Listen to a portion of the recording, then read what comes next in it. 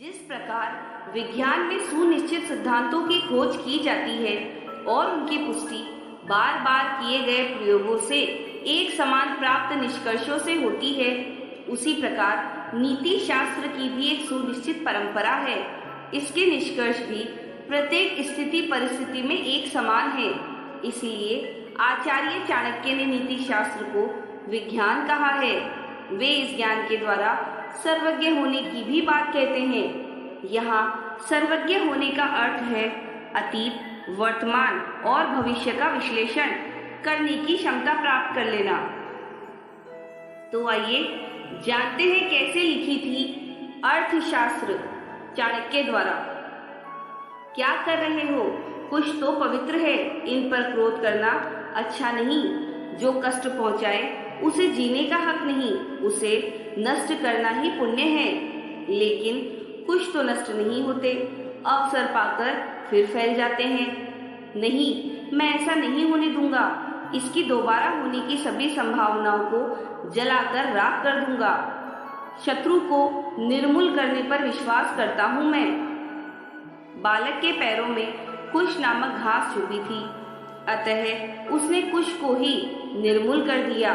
खोद खोद कर उसकी जड़ों में मठा डालकर बची कुची छोटी छोटी जड़ों को भी जला दिया था उसने। योग्य आचार्य ने बालक में छिपी संभावनाओं को पहचान लिया था। ऐसा आत्मविश्वास और प्रबल शक्ति ही व्यक्तित्व को ऊंचाइयों पर पहुंचाती है। ऐसे में यदि जन संवेदना का कूट मिल जाए तो व्यक्ति इतिहास पुरुष ही बनता है, और ऐसा ही हुआ भी। लगभग 2000 वर्ष पूर्व भारत के इतिहास को जिस बालक ने एक स्वर्णिम मोड़ दिया, वही बालक बड़ा होकर चाणक्य बना। उसका असली नाम था विष्णुगुप्त। उसकी कूटनीतिक विलक्षणता की वजह से लोग उसे कौटिल्य भी कहते थे। यह घटना तब की है जब विश्व के मानचित्र पर कुछ देशों का कहीं कोई अता पता नहीं था, लेकिन भारत की सभ्यता और संस्कृति अपने पूर्ण यौवन पर थी। धर्म, दर्शन और अध्यात्म की ही नहीं, राजनीति तथा अर्थशास्त्र जैसे विषयों की शिक्षा लेने के लिए भी विदेशों से विद्यार्थी भारत भूमि पर आया करते थे।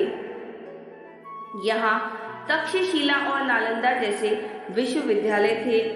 आचार्य चाणक्य तक्षशिला में राजनीति तथा अर्थशास्त्र के आचार्य थे। भारत की सीमाएं उस समय अफगानिस्तान से लेकर बर्मा यानी कि म्यांमार तक तथा कश्मीर से लेकर कन्याकुमारी तक फैली हुई थी। उस समय भारत सोने की चिड़िया था। विदेशी आक्रांताओं को भारत की समृद्धि खटक रही थी, लेकिन उनमें हिम्मत नहीं थी कि वे हिंदुस्तान के रणबांकुरों का सामना कर सके। अंततः उन्होंने दान और भेद की नीति का सहारा लेकर मगध के शासक धर्मनंद की कमियों को पहचान लिया और उसे अपने पास में भी कस लिया था। वर्तमान के पटना तथा तत्कालीन पाटलिपुत्र के आसपास फैला पूर्व उत्तर की सीमाओं को छूता हुआ एक विशाल और शक्तिशाली वैभव संपन्न राज्य था मगध। मगध के सिंहासन पर आसीन धर्मनंद सुरा सुंदरी में इतना डूब चुका था कि उसे राजकार्यों को देखने की फुर्सत ही नहीं थी। वह अपनी मौज मस्ती के लिए प्रजा पर अत्याचार करता। जो भी आवाज उठाता उसे कुचल दिया जाता। चाणक्य को भी जनहित के लिए उठाई गई आवाज की सजा मिली थी। उस महान आचार्य को मौत के घाट उतार दिया गया था। एक एक करके हुई हृदय विदारक घटनाएं चाणक्य पुत्र चाणक्य के हृदय में फांस की तरह धसी हुई थी। एक दिन जब राज्यसभा में समूचे आर्यावर्त की स्थिति का विवेचन करते हुए चाणक्य ने मगध राज धर्मनंद को उनका कर्तव्य याद दिलाया तो वह झुंझला उठा। उसने चाणक्य को दरबार से धक्के मारकर निकाल फेंकने का आदेश दिया। सैनिकों के चाणक्य को धक्का मारकर दरबार से निकालने की कोशिश के बीच चाणक्य की शिखा खुल गई। यह चाणक्य का ही नहीं, देश की उस आवाज का भी अपमान था जो अपने राजा के सामने अंधकार में विलीन होते अपने भविष्य को बचाने की गुहार कर रही थी। उसी समय चाणक्य ने प्रतिज्ञा कर ली, अब यह शिखा तभी बंधेगी जब नंदवंश का समूल नाश हो जाएगा। चाणक्य ने अपने लक्ष्य को पूरा करने के लिए चंद्रगुप्त को चुना। चंद्रगुप्त में छिपी संभावनाओं को चाणक्य ने एक एक करके तराशा। सोचे हुए कार्य को मूर्त रूप देना चाणक्य के लिए आसान नहीं था। मग दुनिया के छोटे से प्रदेश से सिकंदर नामक आंधी की गर्द भारत की सीमाओं पर छाने लगी थी। कंधार के राजकुमार आंभी ने सिकंदर से गुप्त संधि कर ली थी। पोरस ने सिकंदर की सेनाओं का डटकर सामना किया, लेकिन सिकंदर की रणनीति ने पासा पलट दिया।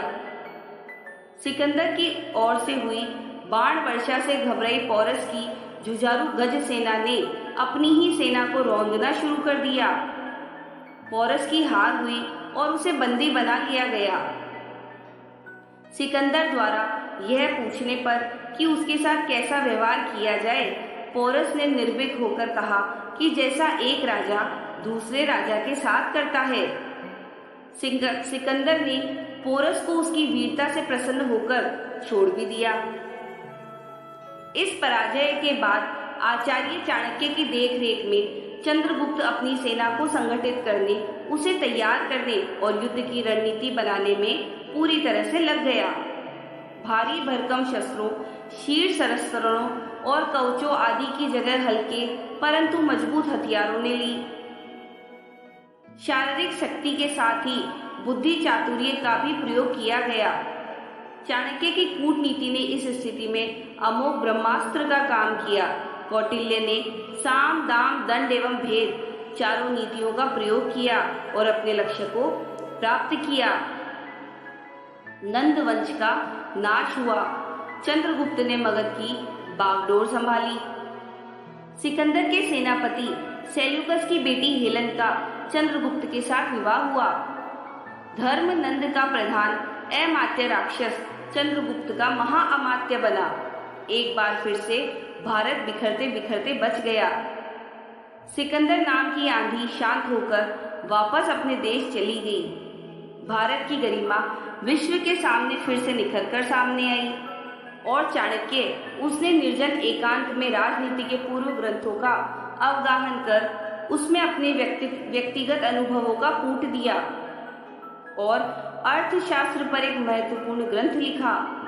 कौटिल्य अर्थशास्त्र नामक यह ग्रंथ राजा, राजकर्मियों तथा प्रजा के संबंधों और राज्य व्यवस्था के संदर्भ में अनुकरणीय व्यवस्था देता है।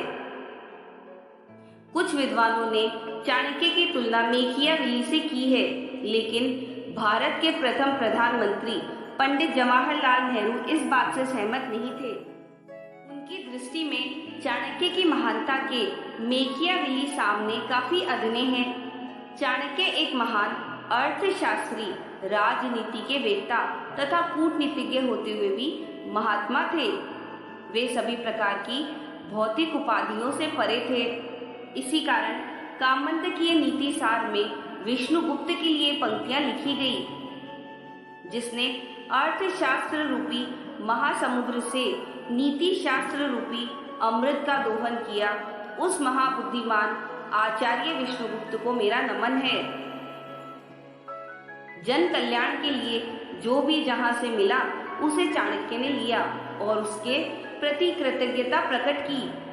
वे अपने ग्रंथ का शुभारंभ करते हुए शुक्राचार्य और बृहस्पति दोनों को नमन करते हैं। दोनों गुरु हैं, दोनों की अपनी अपनी विशिष्ट धाराएं हैं। अपने प्रतिज्ञा वाक्य में वे कहते हैं, पृथ्वी की प्राप्ति और उसकी रक्षा के लिए पुरातन आचार्यों ने जिस अर्थशास्त्र विषय ग्रंथों का निर्माण किया, उन सभी का सार संकलन कर इस अर्थशास्त्र की रचना की गई है। चाणक्य नीति में नीति सार का निचोड़ है। अगर आप लोगों को आज का ये वीडियो अच्छा लगा हो चाणक्य नीति के बारे में, तो प्लीज लाइक करें, शेयर करें और आने वाले वीडियोस की नोटिफिकेशंस के लिए सब्सक्राइब करें। धन्यवाद।